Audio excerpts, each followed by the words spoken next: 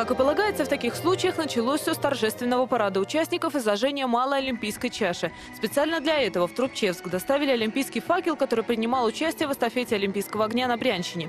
Помимо этого, высокие гости из столицы региона привезли и хорошие новости для всех жителей Трубчевска. Буквально на днях губернатор Брянской области подписал соглашение по линии «Газпрома» о строительстве на территории нашей области 12 новых спортивных объектов. И в том числе Трубчевский район попал в эту программу, и в течение ближайших 2-3 лет у нас будет построен плавательный бассейн.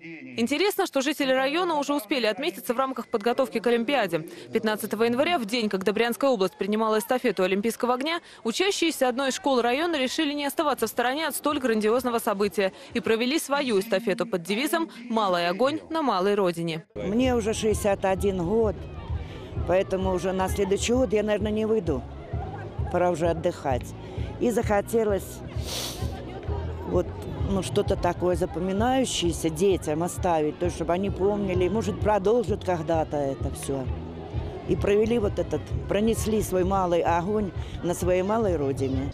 Такие массовые спортивные мероприятия для Трубчевска не редкость. В последние годы спорту здесь уделяют особое внимание. Вот уже несколько лет излюбленным местом отдыха жителей в зимнее время является каток. Именно каток является тем массовым посещением именно семейным, потому что и родители, и дети с удовольствием посещают каток, потому что в вечернее время здесь в принципе не протолкнуться.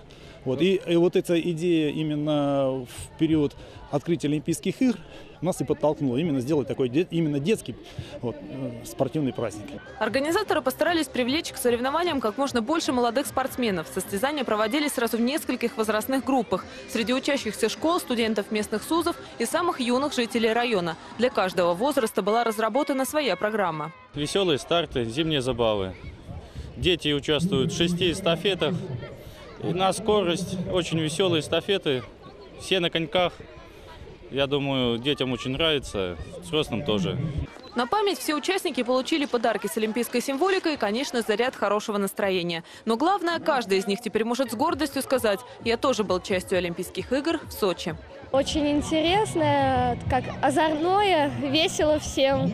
Конечно, холодновато, но все равно весело очень.